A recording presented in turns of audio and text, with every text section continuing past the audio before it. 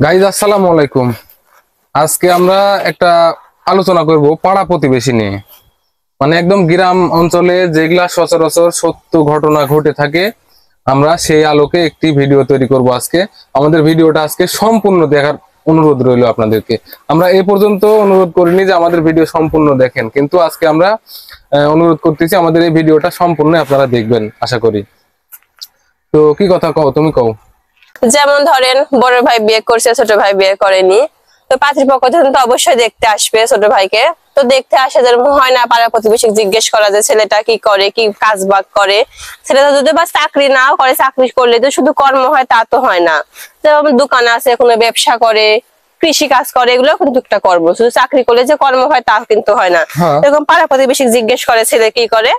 ওইভাবে না দেখা যাচ্ছে পাত্র দেখতে আসে, মেয়ে পক্ষ থেকে পাত্র দেখতে আসে, ঠিক আছে। গ্রামে আসি, ওই দেখা যাচ্ছে খাওয়া দাওয়ার পরে ওই রাস্তাঘাটে যায়, বাড়ির আশপাশের লোকজনে জিজ্ঞেস করে ভাই ভাই কি চাচা, আমরা হচ্ছে একটা ছেলে দেখতে আসছি, ওই যে ওই বাড়িটা, তো ওই ছেলেটা কেমন। আচ্ছা, যে ভদ্রলোকে জিজ্ঞেস করে ও ভদ্রলোক এক নম্বরের একবারে ডাসা মিছা কথা বলবে, ডাসা মিছা কথা কয়। ছেলে কিছু করে না, ছেলে এই নেশা করে, ছেলে এই করে, ছেলে ওই করে, মানে এক কথায় বিয়া ভাঙ্গা দেয়। তো এই বাড়ির আশেপাশে কিছু কিছু এরকম লোক থাকে যারা, তারা এই ধরনের কাজ করে। একটা শুভ কাজ মেয়ে পক্ষ থেকে দেখতে আসে, ছেলের বাড়িতে আসবে, খাওয়া দাওয়া করবে, দেখবে, দিনক্ষণ ঠিকঠাক করে যাবে, অথচ এই কাউকে জিজ্ঞেস করলে ভাঙ্গা দিবে। আর একটা কথা, সেটি হচ্ছে আপনার প্রয়োজনীয় একটা জিনিস। ধরেন আপনার একটা জরুরি টাকার প্রয়োজন হলো, ব্যাংকে থেকে লোন করলেন, এখন ধরেন ওই একজনের কাছ থেকে হাওলাত চালেন দিল না, ধার চালেন দিল না, তখন ওই লোকটা কিন্তু বাধ্য হয় এনজিও তে লোন করে। তখন কি করে? এই কাজের বেশি সচরাচর হয়ে থাকে। কিন্তু এরকম ব্যাংকে থেকে উঠানোর পরে আগে তো সারেক বলে না, তারপর স্যার আবার যায় ম্যানেজার বলে, ম্যানেজার আবার পাড়ার পুরাশি তো সব যাচাই বাছাই করে না।